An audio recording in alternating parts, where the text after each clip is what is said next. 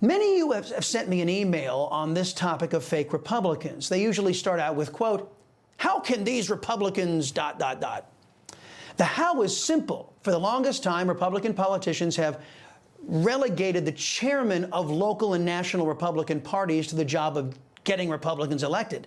And that's it. This worked when Republicans and Democrats, for that matter, by and large adhered to and governed consistently with their respective party platforms. And the Democrats have done so.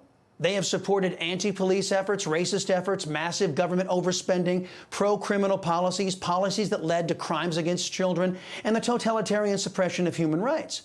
But as you know, many Republicans on the state and federal level have betrayed their voters. Many of these fake Republicans have jumped on board with policies and laws that align more with Marxists than conservatives. But there is a solution. Make Republicans Republicans again. A reckoning for betrayers is the focus for today's preamble. I should point out at the onset that it's rare that Democrats betray their leftist anti-American views. Those who do are roundly criticized by their party and the press. As collectivists, they largely stay in line with the racist left-wing extremism they espouse that has relegated their party to only having a regional influence. When it comes to being Benedict Arnolds to their professed causes, Republicans are the guilty party 9 times out of 10. I can show you many examples of this, but let me just start and focus on one of the most recent. Alleged Republican senators are urging leader John Thune to oppose Speaker Mike Johnson and President Trump on their modest efforts to stop our government's suicide mission on overspending. As you know, this nation is fast approaching $37 trillion in debt. As you know, in 2019, the federal government spent $4.4 trillion. That number was already way too high. Last fiscal year, your feckless, irresponsible, and dangerous government spent $7.5 trillion. That's your money. Some of you might be asking how they justified this. They used the China virus as an excuse. Now, some of you might be then asking, well, the China virus pandemic is long over. Why won't these politicians go back to pre-China virus level overspending? Yes, why won't they?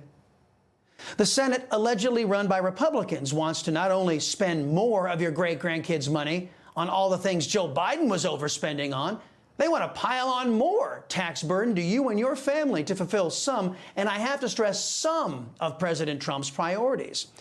Many of you are likely asking why your so-called senators are not redirecting stupid Democrat overspending to Trump's priorities instead of taking more money out of the taxpayers' pockets. Yes, why aren't they? Some of you might be observing of these so-called Republicans in the Senate, wow, they act and overspend just like Democrats. And then you'll be saying, but I didn't elect Democrats. And the GOP asked me for money, and I gave to elect Republicans. Folks, that's the genesis of the infiltration of the Republican Party by left-wingers. No matter which party wins, the Democrat anti-American priorities are always implemented. And that leads me to the GOP chairman around the country and at the RNC. Over the weekend, I was privileged to attend an extraordinary event put on by the Tarrant County Republican Party in Texas. It was a celebration of President Trump and his America First coalition's win. Steve Bannon was the keynote speaker. Throughout the night, speaker after speaker called out the leftists who have done so much harm to our people, but we also called out those who call themselves Republicans, who are sabotaging the America First coalition's efforts, all in the name of the Republican Party. As for the Tarrant County GOP, it does more than just elect Republicans and gather in celebrations. Chairman Beau French invests time and resources into research and investigations into the activities of those so-called Republicans in government. For example, he has outed all manner of corruption from 36 fake Republicans in the Texas House and all of their efforts to empower Democrats to continue their barbarous assault on Texas and America. He's also outed Senator John Cornyn of Texas, a left-wing senator who has actively voted to harm the very state he allegedly represents.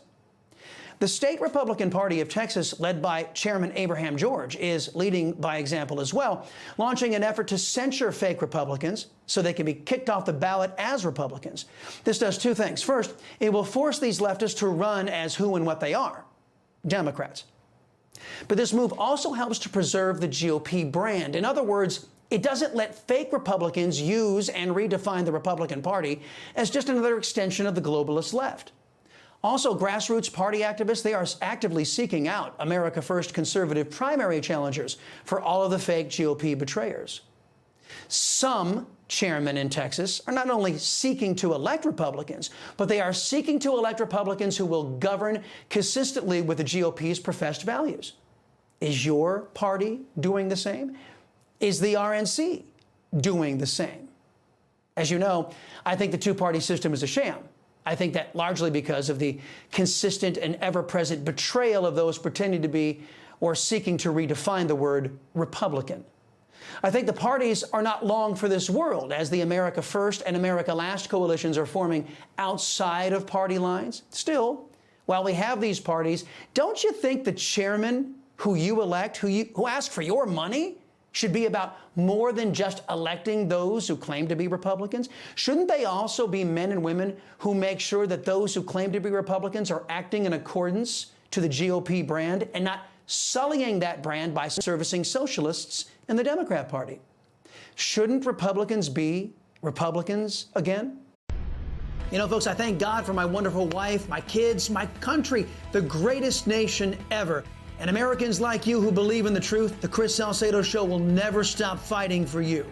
The Chris Salcedo Show, for the news you need to know.